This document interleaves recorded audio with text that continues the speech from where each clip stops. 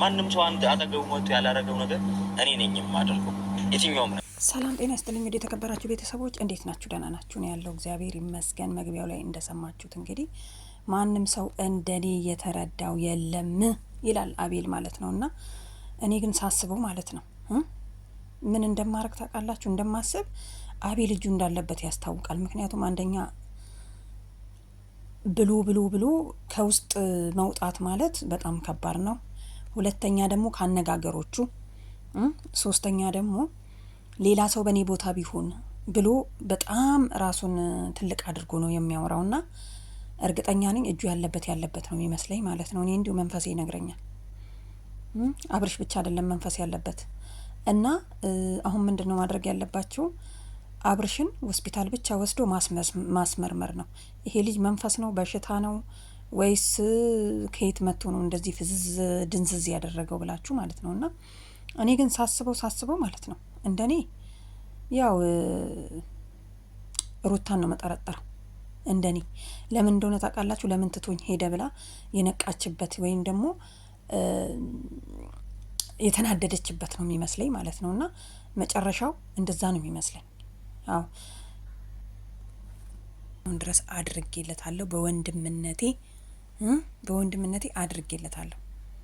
ወንድምህ አይደለም ወይ ቢለው ራሱ ቤተሰብ ሄርሜላ ማለት ነው። ሄርሜላ መዳኗ አይቀርም፣ ትድናለች። አብርሽም ድኖ ወደ ሄርሜላ የሚመጣ ነገር ነው የሚመስለኝ። ምክንያቱም ሐኪም ሄደ ማለት ነው። ሐኪም ቤት ከሄደ አይታችሁታል እንዴት እንደፈዘዘ። የእውነት ሰው ለካ እንደዚህ ያፈዛል እንዴ? በስማ እውነት ትክክለኛ የተሰራበትማ አብርሽ ላይ የሰራው እንትን በጣም ሊደነቅ ነው የሚገባው። ምክንያቱም አፍዝዞታል። እንደምታዩት ነው እንግዲህ አቤል። እኔ ሳስበው ውስጡ የሆነ ነገር አለ፣ የሚያውቀው ነገር አለ። መናገር ነው ያልፈለገው። ለዚህ ነው ከውስጡ ወጣለውኝ አልፈልግም። ሁላችሁም እኔ ነው የምጨቀጭቁት። በእኔ ቦታ ሁኑና እስቲዩት። እስካሁን ያሳለፍኩት ችግርና መከራ በጣም ከባድ ነው እያለ ነው ማለት ነው። እዚህ ጋር እንግዲህ እንደምትሰሙት እንቅስቃሴዎቹ ያስታውቃሉ፣ ልቡ እንደሚያውቅ። ምክንያቱም በቃ አልፈልግም በቃኝ በማለት ጥሏቸውን የሄደው ማለት ነው ሚኪያስንና ማርቲን ማለት ነው ቤተሰብ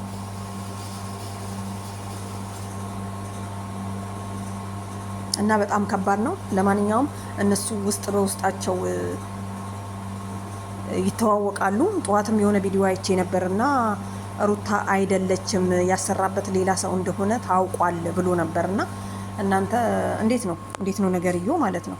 ግን መጨረሻውን የናፈቀኝ ምክንያቱም አብርሽ ድኖ ተጸልዮበትም ይሁን ሐኪም ቤትም ሄዶ ይሁን የትም ይሁን መንፈሱ ለቆትና ራሱን ሆኖ ሲመለስ ወደ ሄርሜላ ነው የሚገባው ቀጥ ብሎ ወይስ ወደ ሩታ ነው? እንደሚመስለኝ ግን እኔ ሩታ ጋር የሚቀመጥ አይመስለኝም። ምክንያቱም በፈዘዘ ሰዓት ነው ወደ ሩታ የተመለሰው። አያችሁ፣ ቀልቡ እያለ ራሱን እያወቀ ወደዛ ቢመለስ ኖሮ የልጄ እናት ናት፣ ሚስቴ ነች፣ የማፈቅራት ናት፣ የመጀመሪያ ናት ብሎ መጀመሪያ ነበር በደህና ቀን ቆጭቶት መሄድ ያለበት። አሁን ግን ምን ተሰምቶት ነው አብርሽ በዚህን ሰዓት ፈዛዛ ሆኖ ደንዛዛ ሆኖ ሩታ ሚስቴ ነች፣ የልጄ እናት ናት፣ የትም አልሄድም፣ እኔ እዛው ነኝ፣ በቃ ቤቴ ነው የምሄደው ምናምን ነገር ብሎ እንደሄደ አይታችኋል። እና ምንድነው ብላችሁ ነው የምታስቡ? ስለዚህ አቤል የሆነ ነገር ሚስጥር ያውቃል። እሱን ጠበቅ አድርጎ ቢዙት መናገሩ አይቀርም። ግን የመጨረሻው ማለት ነው የመጨረሻ ወደ ሄርሜላ መመለሱ አይቀርም ብዬ ነው ውስጤ የሚነግረኝ ማለት ነው። ያው ስትሉ አለ አይደለ የሆነ ስገምቱ እናንተም እስቲ ገምታችሁ አይ ወደ ሩታ ነው የሚሄደው ብላችሁ ደግሞ እናንተ።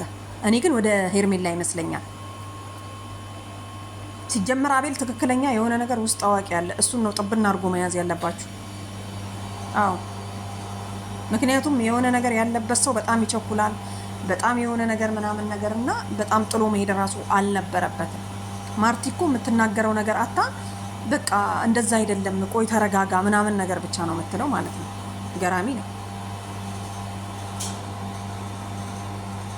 እና ያበደ ነው። እኔ ራሱ እንደዚህ ብዬ ሳያቸው ይህንን ነገር የሰራው ሰው ራሱ በአብርሽ ላይ ይሄን ያህል ጊዜ ራሱ መፍጀት አልነበረበትም።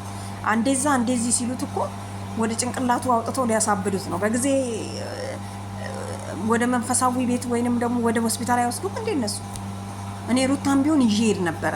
ምክንያቱም ሩታ የሆነ የምታውቀው ነገር ያለ ይመስለኛል። ለምን ይዘው አትሄድም?